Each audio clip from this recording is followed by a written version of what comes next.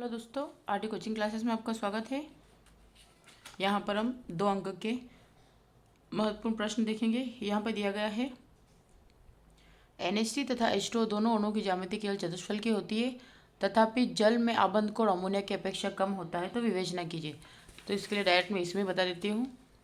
क्या दिया गया है कि जो मेथेन की आकृति की बात करें तो मेथेन में केंद्रीय परमाणु कार्बन क्या होता है, sp3 संकरित अवस्था में होता है। ठीक है, sp3 संकेत अवस्था में कैसे होता है, तो देखो ये कार्बन है। कार्बन का अगर इलेक्ट्रॉनिक विन्यास करा, कार्बन 6 तो 1s2 2s2 2p2 होता, तो यहाँ से कार्बन ये एक और ये कितना आया, तो यहाँ पे कार्बन में 2 और ये 1 2, तो यहाँ से एक इलेक्ट्रॉन निकल के अगर नेक्स्ट उत्तेजित अवस्था की बात करें तो एक यहाँ पे यहाँ से एक गया, 1 2 और 3, इसलिए एक एस का और पी के 1 2 3 3, तो इसलिए sp3 संकरण इसके अंदर होगा।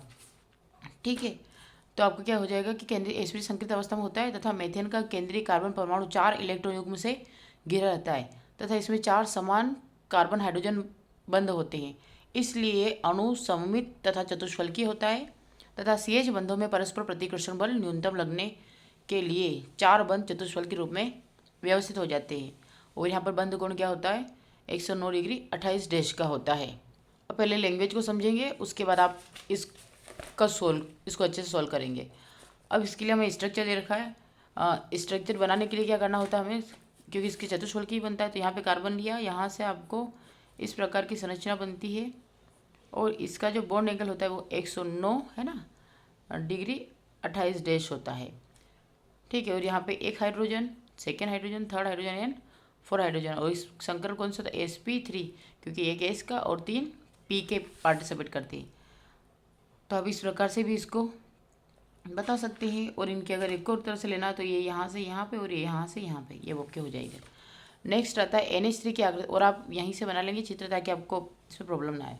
फिर NH3 की आकृति की बात करिए, क्योंकि उसने दो ही चीज़ें पूछी, एक NH3 की और एक H2O की। तो हम NH3 अमोनिया में केंद्रीय परमाणु कितना होता है, ये भी sp3 संकरित होता है, क्योंकि देखो नाइट्रोजन की बात करें तो 1s2 2s2 और 2p3 होता है। अब यहाँ पे भाइतम कक्षा में कितने 5 इलेक्ट्रॉन है, तो अगर इसके लिए संकरण की बात करें तो ये इसमें और एक ही जाएगा इसके लिए। तो मूल अवस्था में हमें यही दिख रहा है, मूल अवस्था और यही रहेगा, क्योंकि अगर अयुग्मित होता तो हम यहाँ से एक रिप्लेस कर देते, तो इसकी उत्तेजित अवस्था में यही रहेगा। तो यहाँ पे एक लोन पेयर और 3 बॉन्ड पेयर, इसलिए एक एस भाग लेगा और 3 पी, इसलिए यहाँ पे भी sp3 संकरण होगा, बस इसकी आकृति चेंज हो जाएगी, इसकी होगी त्रिकोणीय पिरामिड। तो अमोनिया में केंद्रीय परमाणु Nsp3 संकरित अवस्था में है, जो भी मैंने बता दिया, तथा यह 4 इलेक्ट्रॉन जोड़ों से घिरा रहता है, इसलिए अणु की ज्यामिति सममित चतुष्फल की होनी चाहिए। लेकिन यहाँ केंद्रीय परमाणु 3 इलेक्ट्रॉन युग्म तथा एक एकांक इलेक्ट्रॉन युग्म, क्योंकि हमने इसका नाम क्या दिया, आपके पास NH3 है, तो अगर इसकी स्ट्रक्चर की बात करें तो आपका नाइट्रोजन जब जुड़ता है तो एक हाइड्रोजन यहाँ पे, एक हाइड्रोजन यहाँ पे और एक हाइड्रोजन यहाँ पे लगा। लेकिन ये जो आपका लोन पेयर है, क्योंकि आपके पास 1 2 3 4 5 इलेक्ट्रॉन ये रखता है, और आपको हाइड्रोजन कितने 3 ही दिए गए हैं, हाइड्रोजन 3 ही है, तो 3 के साथ में ये बॉन्डिंग का लगा, इसलिए 3 बॉन्ड पेयर है और एक लोन पेयर है, मतलब इसकी बॉन्डिंग किसी के साथ नहीं हुई है, इसलिए एक 3 बॉन्ड पेयर और एक लोन पेयर, जो उसने बता रखा है कि 3 इलेक्ट्रॉन युग्म तथा एक एकांकी इलेक्ट्रॉन घिरा है, इसलिए लोन पेयर बॉन्ड पेयर में प्रतिकर्षण अधिक होता है। और जब हम LP और BP की बात करें, यानी कि लोन पेयर और बॉन्ड पेयर के इन दोनों में जो होता है वो प्रतिकर्षण बहुत स्ट्रॉन्ग होता है। ठीक है, जिसके कारण NH3 की संरचना त्रिकोणीय पिरामिड होती है और बंध कोण कितना हो जाएगा 109। तो अब 109 नहीं रहेगा, क्योंकि इसका अपन बोलते चतुष्फलकी में 109 था, लेकिन इसका यहाँ पे लोन पेयर नहीं था। अब यहाँ पे लोन पेयर आने की वजह से इसका 109 न रहकर कितना हो जाएगा, 107 डिग्री हो जाएगा। ठीक है, ये आपका स्ट्रक्चर है। आप इस स्ट्रक्चर को अगर बनाना चाहें तो बना सकते हैं। ठीक है, इसके लिए आप देख लीजिएगा। अब नेक्स्ट हम बात करते हैं आबंध प्रबलता को आबंध कोटि से जोड़कर परिभाषित कीजिए। तो आबंध कोटि के लिए सिर्फ परिभाषा देनी है हमें, और आबंध कोटि का हम पिछली बार देख चुके थे, इसलिए अब यहाँ पे इतना नहीं करें, लेकिन अगर आपको देखना हो तो आप बुक में 133 पेज नंबर पर देख सकते हैं। फिर NH3 NF3 में किस अणु का द्विध्रुव आघूर्ण अधिक है और क्यों है, तो हम इसको एक बार थोड़ा देख लेते हैं। NH3 और NH4 में तो आपका ये भी क्लियर हो जाएगा। ये दे रखा है यहाँ पे क्या है कि NH3 तथा NF3 के द्विध्रुव आघूर्ण की तुलना इन दोनों में नाइट्रोजन में एक एकांकी युग्म के कारण इनका आकार पिरामिडी होता है। फ्लोरीन की विद्युत ऋणात्मकता हाइड्रोजन से अधिक होने के कारण नाइट्रोजन फ्लोरीन बंध और नाइट्रोजन हाइड्रोजन बंध की तुलना में अधिक ध्रुवीय होता है। तो नाइट्रोजन फ्लोरीन जो होता है क्योंकि इसमें विद्युत ऋणात्मक बॉन्ड है और इसमें नहीं, इसमें नाइट्रोजन हाइड्रोजन बंध की तुलना में अधिक ध्रुवित होता है। अतः NF3 का परिणामी द्विध्रुव आघूर्ण NH3 से अधिक होना चाहिए, परंतु NH3 का द्विध्रुव आघूर्ण म्यू 1.47D होता है और NF3 का 0.24D होता है, से अधिक होता है। इस असामान्य व्यवहार को, जो असामान्य व्यवहार प्रदर्शित करता, इसको नाइट्रोजन पर उपस्थित एकांकी इलेक्ट्रॉन युग्म द्वारा समझा जा सकता है और NH3 की एकांकी इलेक्ट्रॉन युग्म के कारण द्विध्रुव तथा 3 NH बंध का बंध आघूर्ण एक ही दिशा में होता है। अतः परिणामी द्विध्रुव आघूर्ण NH बंध में जुड़ते हैं, जबकि NF3 में कक्षीय द्विध्रुव आघूर्ण की दिशा 3 NF बंध के परिणामी द्विध्रुव आघूर्ण के विपरीत होती है। अतः जो एकांकी युग्म का आघूर्ण परिणामी NF बंध आघूर्ण को हमने चित्र में देखा है किस प्रकार से था, इसलिए हम क्या बोलेंगे कि जो NF3 होता है, जो NF3 होता है इसका द्विध्रुव आघूर्ण क्या होता है, कम होता है। ठीक है, नेक्स्ट क्वेश्चन देखते हैं हम। निम्नलिखित अणुओं में सिग्मा तथा पाई आबंधों की कुल संख्या कितनी होती है। तो C2H2 में सबसे पहले सिग्मा में पाई बंध निकाल लेते हैं।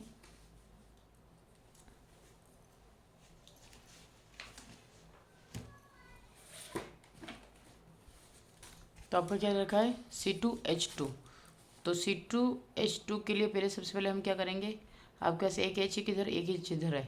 ठीक है, अब आपको दिया है अगर, क्योंकि यहाँ पे अपने इसकी वैलेंसी 4 होनी चाहिए, तो 1 2 3 1 2 3 1 4। ठीक है, तो यहाँ पे हम बोलेंगे समाक्षील की, तो 1 2 3, तो आपके यहाँ पे 3 सिग्मा बॉन्ड है और कितने दिख रहे हैं, 2 पाई बॉन्ड, यानी कि टोटल कितने 5 बॉन्ड हमें दिख रहे हैं।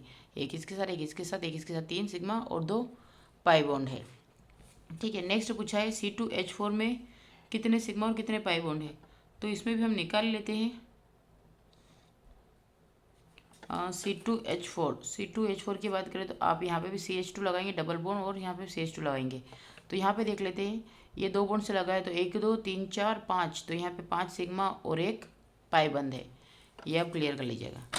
नेक्स्ट है एल्यूमिनियम क्लोराइड और FeCl किसमें सहसंयोजक गुण अधिक होता है और क्यों।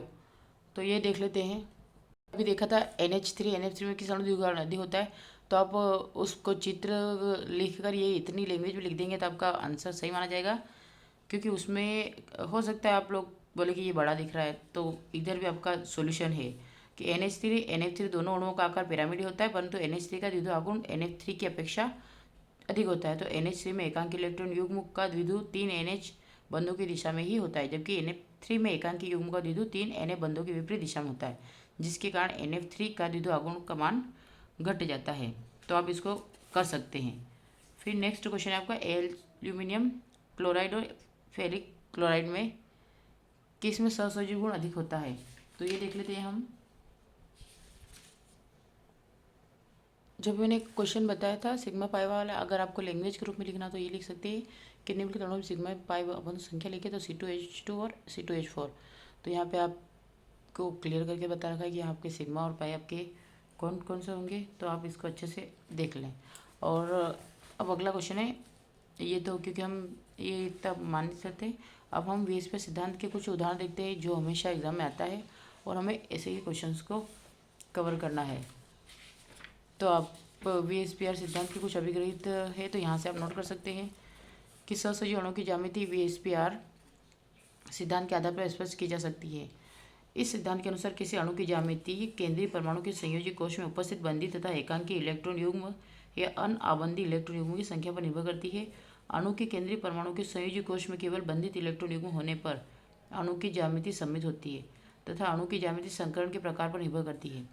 यदि संयोजकता कोश में क्रमशः 2 3 4 5 6 तथा 7 बंधी इलेक्ट्रॉन युग्म है तो अणु की ज्यामिति क्रमशः रेखीय, समतली, त्रिभुजी या फिर चतुष्फलकी, त्रिभुजी द्विपिरामिडी यानी कि त्रिकोणीय द्विपिरामिड, अष्टफलकी या फिर पंचभुजी द्विपिरामिड होती है।